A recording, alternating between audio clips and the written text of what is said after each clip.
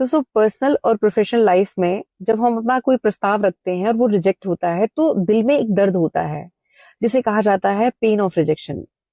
ये एक आर्ट है जिसे हमें फेस करना आना ही चाहिए। इस विषय में मेरा अपना व्यक्तिगत अनुभव क्या है वो भी मैं आपके साथ साझा करना चाहूंगी, पर इससे पहले ही बताना चाहूंगी 2 दिन पहले मुझे एक मैम का मेल मिला। उन्होंने बताया कि वो एक टीचर हैं और उन्होंने अपने एक कलीग को शादी का प्रपोजल रखा था। तो उन्होंने जवाब देने के बजाय स्टाफ रूम में और सारे जो टीचर्स थे उनके सामने उन्हें इंसल्ट करके उनके उस प्रपोजल को रिजेक्ट किया। अब वो ये बता रही थी कि मैं इतना पेन में हूँ, मेरा कॉन्फिडेंस बुरी तरह से डगमगा चुका है, मुझे लगता है कि मुझे स्कूल छोड़ देना चाहिए, मुझे क्या करना चाहिए। मुझे लगा कि एक संवेदनशील मुद्दा है तो इस पर हमें समझना चाहिए कि हमें इसे कैसे फेस करना है। हमें मानव होने के नाते इस बात को भली प्रकार से समझना है कि लाइफ में हमें कभी ना कभी रिजेक्शन मिलेगा ही, चाहे पर्सनल तरीके से मिले या प्रोफेशनल तरीके से। पर रिजेक्शन से भी ज्यादा पेनफुल जो दर्द है वो है पेन ऑफ रिग्रेट। काश मैं ऐसा कर लेती, काश मैं ऐसा कह पाता। ये जो दर्द है वो जीवन भर का है। जिस व्यक्ति के भीतर गट्स होते हैं, कॉन्फिडेंस होता है, वही अपनी बात कहने का साहस रखता है।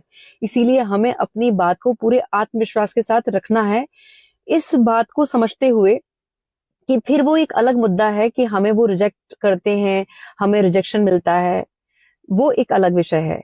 पर इसमें हमें आध्यात्म से ये सीखना है कि जब कोई हमें रिजेक्शन मिलता है तो उसके पीछे नियति के 3 कारण हैं। नियति 3 कारण से हमें वो एक्सपीरियंस देती है रिजेक्शन का। सबसे पहला है परफेक्शन। नियति चाहती है कि हम उस सब्जेक्ट पर, उस विषय पे अपने भीतर एक परफेक्शन लाएं। अगर पर्सनल लाइफ की बात है तो हम अपना बेटर वर्जन बने, और प्रोफेशनल तरीके से अगर हम इसको देखें तो वो चाहती है कि हम और बेहतर करें, अपने भीतर परफेक्शन लाएं। दूसरा है प्रोटेक्शन। नियति हमारे भविष्य को देख सकती है तो वो हमें प्रोटेक्ट कर रही है, इसीलिए हमें डिवाइन प्लानिंग पे डाउट नहीं करना है। हमें तो अपना 100% देना है, कॉन्फिडेंस के साथ अपना प्रस्ताव रखना है। रिजेक्ट हो रहा है तो इसका मतलब है वो प्रोटेक्शन हमें मिल रही है। तीसरा है डायरेक्शन। कुदरत जब हमारे लिए कुछ बड़ा प्लान करती है तो वो हमें उस तरह से ट्रेन कर रही होती है। वो ये जानती है कि जब हम इस पेन को फेस करेंगे तो हम एक बेहतर इंसान बन के निकलेंगे।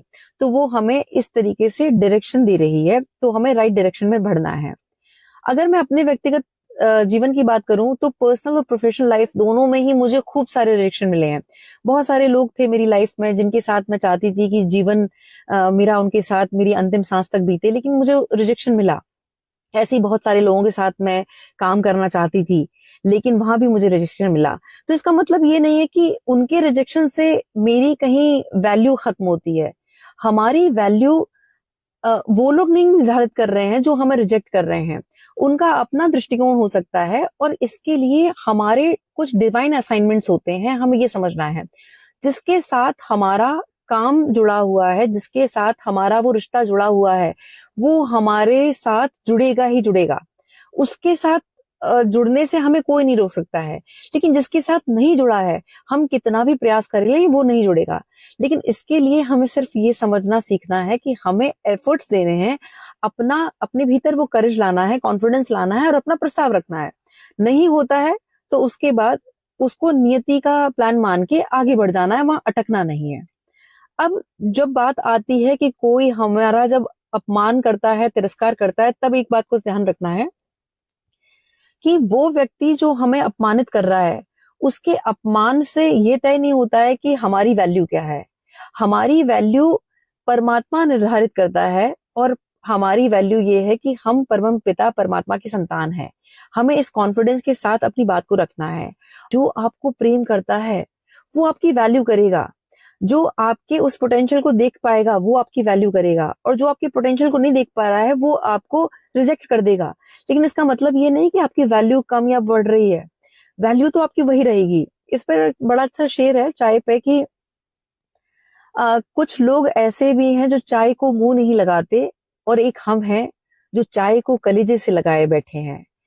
तो कहने का मतलब ये है कि जो आपके ट्रू पोटेंशियल को वैल्यू करेगा वो हमेशा आपको कलेजे से लगा के रखेगा।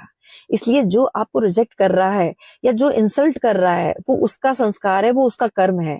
उसके इंसल्ट या उसके रिजेक्शन से हमारा वैल्यू घट या बढ़ेगा नहीं, इस बात को समझ लें। हमारा ट्रू पोटेंशियल, हमारा खुद का कॉन्फिडेंस ये तय करता है कि हमारी वैल्यू क्या होगी।